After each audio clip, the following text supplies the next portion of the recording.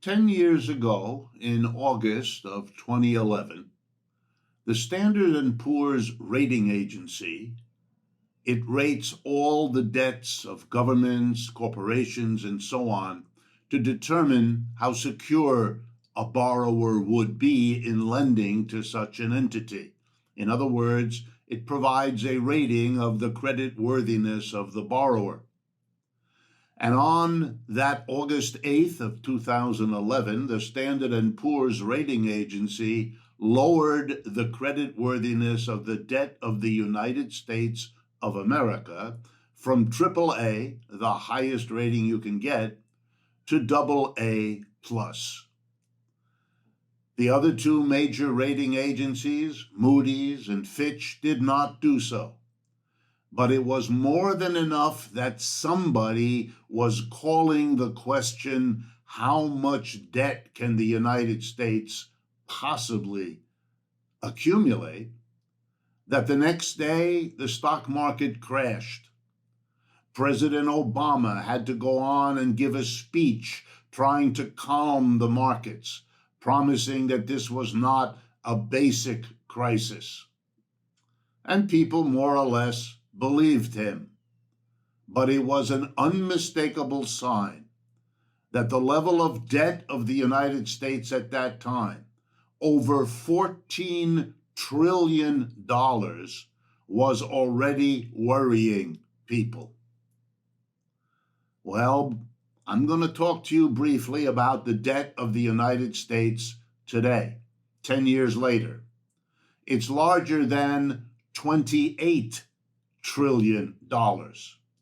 In other words, the total debt accumulated by the United States in the 200 and whatever it is years of its history, back to 1776 when it became independent, that debt was doubled in the last 10 years alone.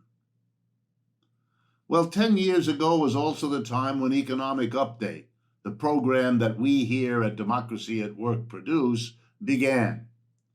We have been overwhelmed, and I won't deny it, overjoyed that it has grown and spread the way it has over the last 10 years.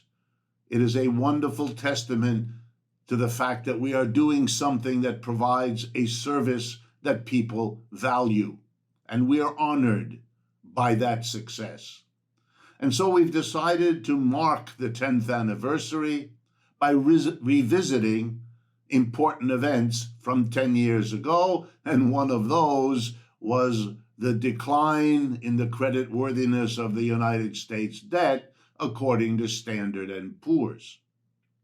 Let's be clear, the debt is now zooming. It's zoomed over the last 10 years, and in the last 2 years, and I'm talking 2020 and 2021, it's zooming even more. The deficit, that is, the need of the government to borrow because it's spending more than it raises in taxes, is happening to the tune of $3 trillion in 2020 and another $3 trillion in 2021. So you can see that an enormous portion of the doubling in 10 years has been the enormous growth over the last 2. And let's be clear what's going on here. It's not just that the government is borrowing like never before, and in peacetime like never before. And it's not just that the lenders, whether they be foreign governments or American corporations or the wealthiest among us who can and do lend to the United States government, it's not just that they're getting nervous about the capacity to pay. Because it turns out that a government's capacity to pay is ironically dependent fundamentally on 2 things. Can the government tax, or can the government borrow? Borrowing in that case to repay earlier borrowings. And can the government pay the interest on this enormous debt every year as it accumulates? And the answer is technically, sure it can. It can tax and it can borrow. And if it can't find people to borrow from, it can tax its own people, its own businesses. But of course, not easily. The mass of people in the United States, for example, cannot be taxed much more because they can't carry that obligation.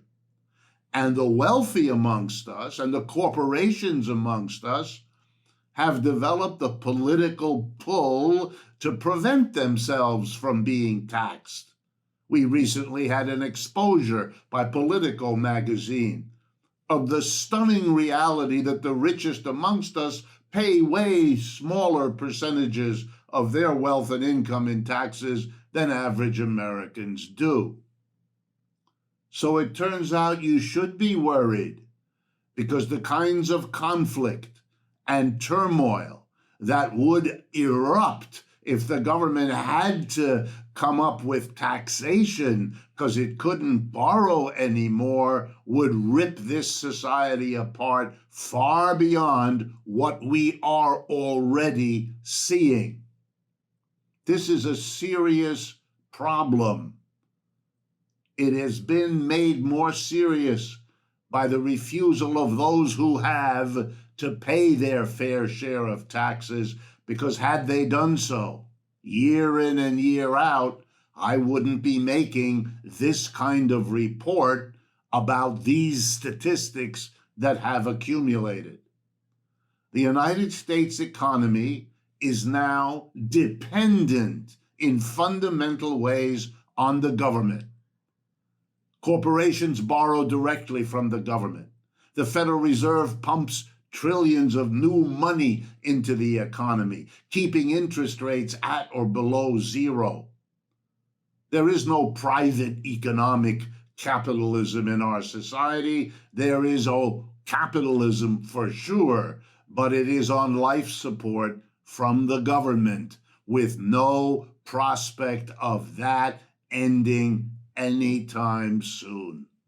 And that has enormous consequences as well. These sorts of reports are what we do week in and week out on Economic Update. It is a radio and TV program that's possible only because of your support for the work we do. Help us grow another 10 years. Join particularly, if you can, our monthly donors, because a regular income, however modest, allows us to plan, and that improves what we can deliver to you. Learn about all the ways you can donate at our website, democracyatwork.info. And as always, thank you for your support and your attention. This is Richard Wolff for Democracy at Work.